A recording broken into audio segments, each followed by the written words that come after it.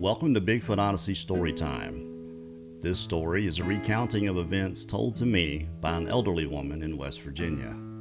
The events, though less frequent, are ongoing. I'm not sure what should be taken from this story. It goes against much of what is universally believed about the nature of the Sasquatch people. No matter what you take from it, I hope you enjoy. I live on a small farm in West Virginia. The nearest town is 30 miles away. My husband and I were both retired, him from the paper mill and me from teaching high school. Our 4 kids are grown and all but one live nearby with families of their own. Just your average American grandparents, and are very blessed. Every morning I go to the barn where we keep and raise chickens to gather eggs. We keep or sell some, but mostly give them to the kids and trade the neighbors for honey or preserves. 40+ hens can put out a lot of eggs. Over a period of about 4 days, I noticed their production had fallen off somewhat. Some hens weren't laying at all. We couldn't understand what could be wrong. There didn't appear to be any sign of an animal getting to them, and the hens seemed fine. On the 5th day, I went to collect the eggs and everything seemed to be back to normal.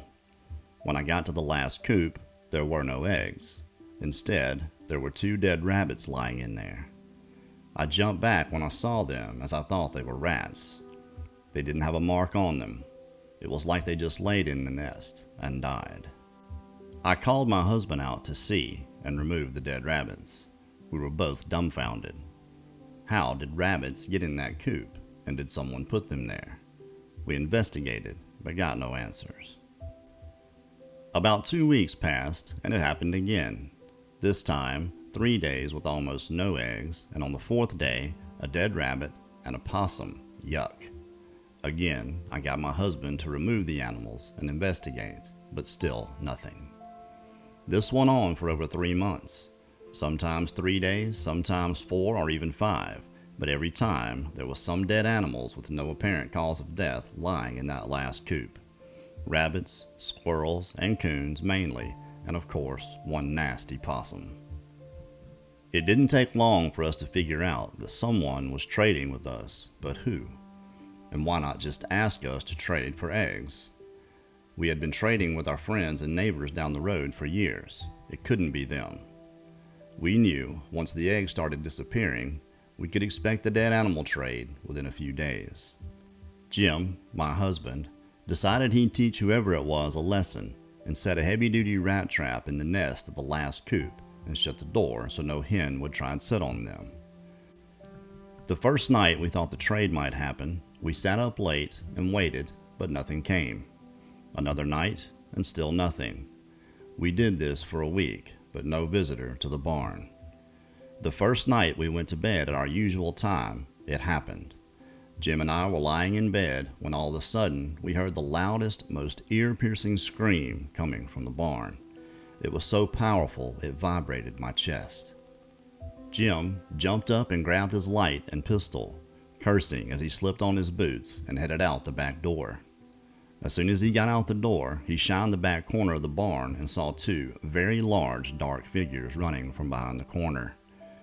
He said it looked like people, but it was much too dark and fast to tell who. We found 15-inch human-shaped foot impressions all along the back of the barn.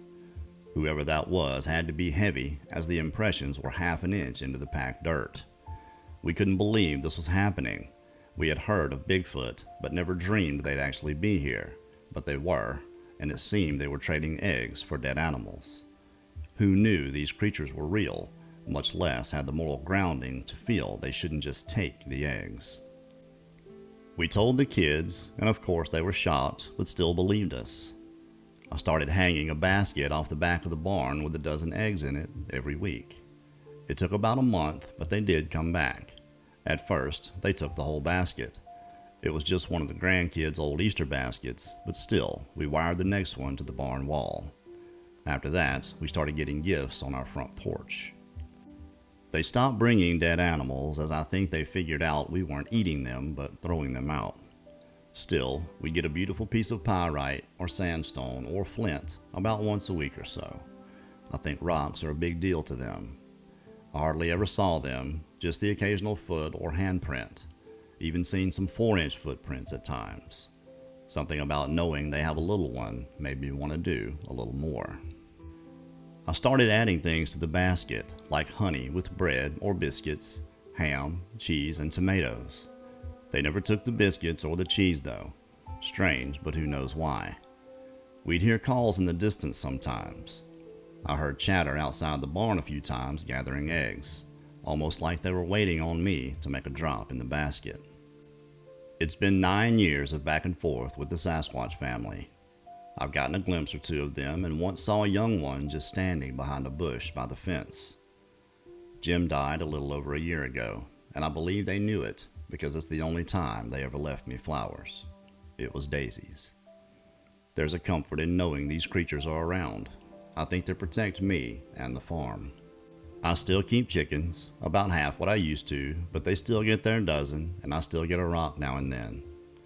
Well, that's my story. I understand people wanting to research and know more about these beings, and I can tell you that respect and honesty mean something to them. So be respectful, and don't try to fool them. They know us all too well. What an incredible involvement. I hear many of these habituations and always end up puzzled as to why a being with the skill set and acumen to remain hidden so well would do some of the things they do. Maybe it's not for us to dissect, but simply enjoy the apparent goodness that some of these beings portray. Thank you for listening.